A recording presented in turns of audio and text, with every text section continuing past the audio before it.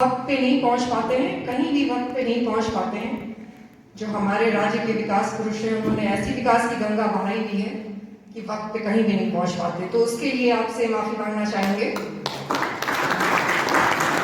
लेकिन जो भी वक्त मिला उसमें कोशिश करेंगे कि अपनी बात आप तक पहुंचा सके।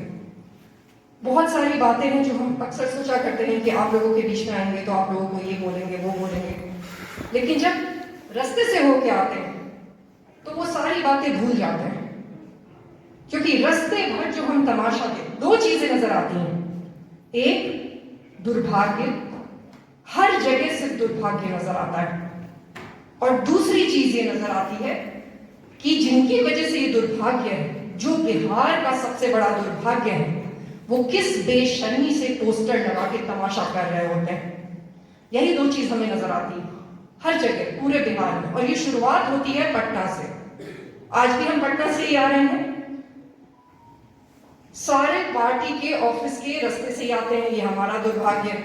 तो दिन की शुरुआत ही इतनी बुरी होती है, और उन सारे पोस्टर पे जो बेशर्मी है, मतलब वो जो कमाल की बेशर्मी है, वैसी बेशर्मी करने के लिए एक अलग प्रजाति होती होगी। सभी पार्टी पे बड़ी बड़ी बातें। नीतीश जी विकास पुरुष है, ये तो हम लोग सब जानते हैं। अब तो हम लोगों को ये काफी रटाया गया है कि भले ही आपको विकास नजर आए या नहीं आए, लेकिन नीतीश बाबू विकास पुरुष, ठीक है, चलिए वो मान लेते हैं। आजकल एक नया नारा चला है। अब नीतीश जी कहते हैं, ऐसे तो बहुत सारी चीजें थी, लेकिन रोजगार मतलब नीतीश कुमार, और इस बारे में बात करने की जरूरत है। जो भी थोड़ा वक्त मिला है, 2020 में सबसे पहले जिस पार्टी ने बदलाव की चर्चा की, वो पार्टी हमारी पार्टी थी। यही सच्चाई है। इतिहास एक ऐसी चीज होती है जिसको कि मिटाया नहीं जा सकता। बहुत बार मिटाने की कोशिश की गई है, हमारे देश में भी इतिहास मिटाने की तो बहुत बार कोशिश की गई है, उसका भी लंबा इतिहास रहा है, लेकिन मिटाया नहीं जा सकता। और ये सारी बातें करने वाले लोग, हमने जब कहा कि हम बिहार में बदलाव लाना चाहते हैं, तो जिनसे बिहार को छुटकारा दिलाना चाहते थे वही लोग बदलाव की बातें करने लगे। और तो और अब जो लालू जी के बेटे हैं और लालू जी ये भी बदलाव की बात करते हैं, तो उनके बड़े से होर्डिंग पे लिखा है बिहार मांगे बदलाव। उस पर हमें हंसी आ गई। इसका फैसला तो 2005 में जनता ने कर दिया था। 2005 में ही आपको हटा दिया गया था, मांग लिया था बदलाव, और हो गया था बदलाव। और ऐसा हुआ था, ऐसा गिरे थे कि बिना नीतीश जी की बैसाखी के तो ये आज तक सरकार नहीं चला पाए हैं, और आगे भी नहीं चला पाएंगे, नहीं चला पाएंगे। लोगों की यादें कमजोर होंगी, थोड़ी सी धुंधली होंगी, बट उनके कार्यकाल की यादें इतनी बुरी हैं कि लोग वो भूल नहीं सकते। ये भी अपने आप को नया कहते हैं, ये भी अपने आप को नया कहते हैं। नई नई पार्टियां भी आई हैं हमारे देखा देखी, वो भी अपने आप को नया कहते हैं। काम की पहले बात करेंगे, बदलाव आएगा कैसे, ये तो महत्वपूर्ण बात है ना। बाकी कोई भी ऐसी चीज नहीं है जो कि मैं यहाँ पे बोलूंगी और ये दूसरी पार्टी वाले लोग नहीं बोलेंगे। ये जो एक पुराना रेडियो रिकॉर्डर है जो बिहार में चलता है कि हमारे पास ये हुआ करता था, वो हुआ करता था, अभी यहाँ भी चल ही रहा है कि एक तरफ राजगीर है, एक तरफ गया है। नवादा का क्या हमारे जिले में, हमारे जो राज्य हैं उसमें कितने जिले हैं, उन बाकी सब जिलों का क्या?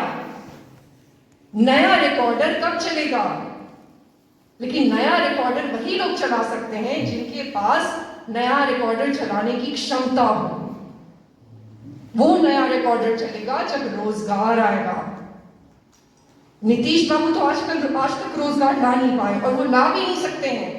और जब तक ये लोग रहेंगे, दो ही लोग हैं बिहार में, लालू जी और नीतीश जी, जब तक रहेंगे कोई रोजगार नहीं आएगा। रोजगार लाने का एक बहुत बड़ा तरीका है इंडस्ट्रीज लाना। आज तक ये लोग पटना में बैठ के संवाद ही कर रहे हैं इंडस्ट्रीज लगाने पे। जब तक बिहार में इंडस्ट्रीज नहीं आएंगी, रोजगार नहीं आएगा।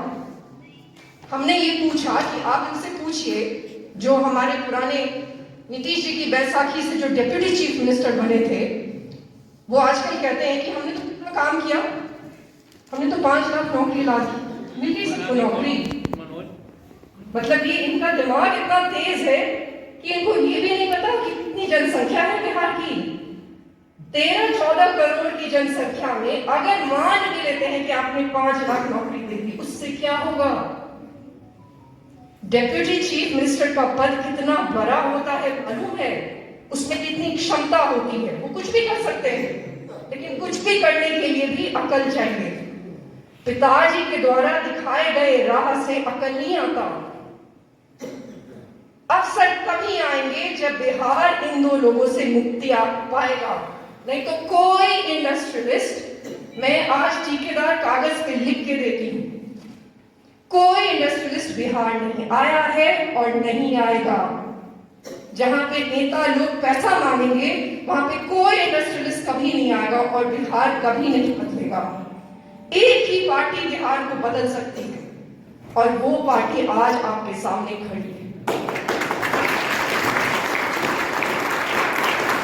यही सच है, यही काम की बात है। और आप लोग सब पढ़े लिखे नजर आते हैं। हमारे बारे में हमारी डिग्री देख के लोगों को बस इतना ही लगता है कि इनकी बस एक ही खूबी है कि ये पढ़े लिखे हैं। तो आजकल सभी पार्टी के लोग अपने आप को पढ़ा लिखा कहने लगे। अब जाहिर सी बात है कि लालू जी के बेटे तो वो भी नहीं कह सकते, लेकिन बाकी लोग कहने लगे। अंग्रेजी आने का मतलब पढ़ा लिखा होना नहीं होता है। पढ़ा लिखा होने का मतलब होता है कि आप गलत चीजें देखो, जब आप अन्याय देखो तो आपका मन विचलित हो जाए, आप चुनौती देने की सोचो। और यहाँ पे तो सिर्फ पार्टियां ऐसी हैं, गपबाजी वाली पार्टी है। तो काम की बात तो हमने अभी की, अब गपबाजी वाली बात भी तो करनी पड़ेगी, क्योंकि कुछ लोगों को सिर्फ गपबाजी समझ में आती है। शेर की बड़ी चर्चा होती है बिहार में, आप सब जानते होंगे।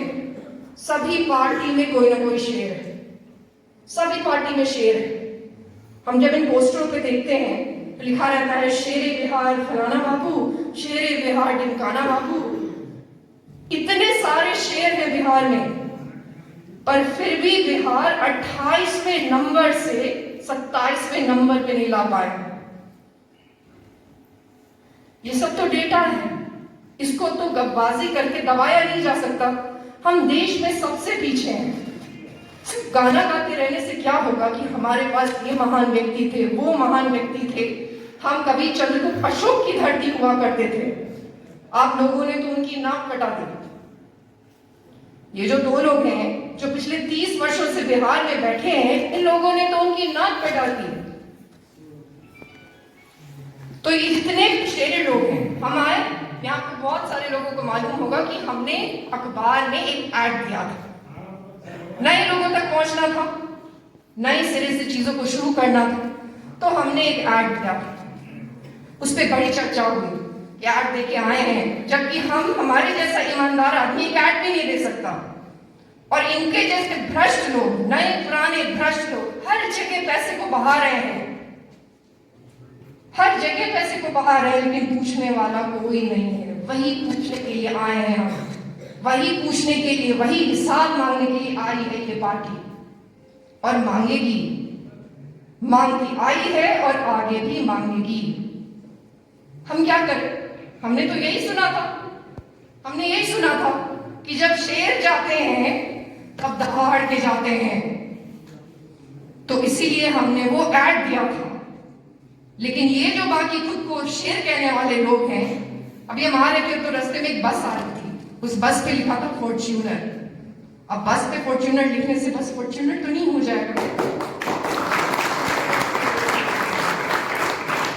ये जो खुद को शेर कहने वाले लोग हैं, ये कैसे आते हैं? इनके बारे में तो पता ही है सबको, लालू जी शेर, नीतीश जी शेर। जब बाहर में बिहारियों को पकड़ के मारा जाता है, दूसरे पार्टी के बाहर के जो नेता है वो बिहारियों के बारे में अजूल फजूल बोलते हैं, तब इनकी घिघी बन जाती है, तब इन शेरों के मुंह से दहाड़ नहीं निकलती। और आजकल नए भी लोग आए हैं, वो भी खुद को शेर कहते हैं। पहले कैसे क्या करते हैं, कुत्ते के जैसे इधर उधर जाके यात्रा कर करके पैदल चल चल के अपने जैसे कुत्तों को इकट्ठा करते हैं और एक जगह जमा करते हैं और फिर वहां पे जोर से दहाड़ने की कोशिश करते हैं। लेकिन कुत्ता कितने भी जोर से दहाड़ेगा वो भौंक ही होगा, दहाड़ नहीं होगी। बिहार दहाड़ने के लिए जाना जाता रहा है। हमारे यहाँ ऐसे लोग थे, जब बोलते थे तो पूरा विश्व हिलता था। अशोक जी को जाति सूचक बना देने से बात खत्म नहीं हो जाती, पहले अशोक जैसा बनना पड़ेगा। कोई भी पाटलिपुत्र को आज तक हरा नहीं पाया, ये तो सब जानते होंगे।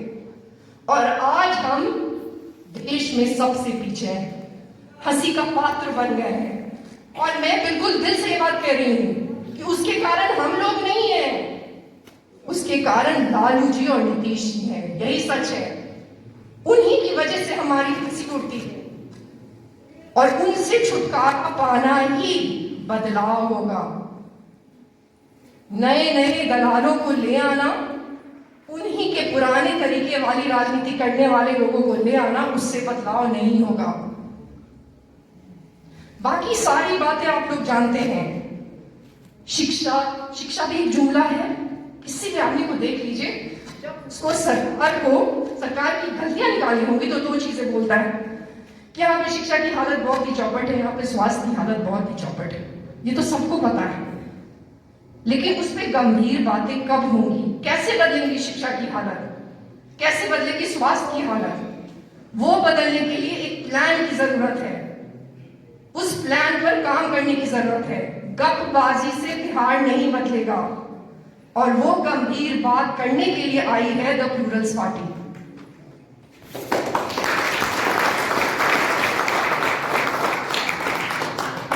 ये पहली बार हुआ है कि 2025 के चुनाव में हमारे कौन कैंडिडेट होंगे वो कहीं पे डिक्लेयर हुआ, और ये निशान जी के लिए ही हुआ है।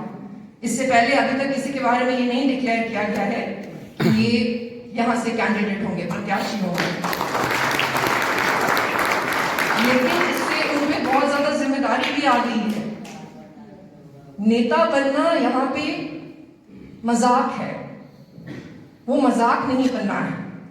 नेता बनना बहुत जिम्मेदारी का काम होता है। जैसे कि घर में जो पिता होते हैं उनके ऊपर एक जिम्मेदारी होती है, वैसे ही नेता के ऊपर एक जिम्मेदारी होती है।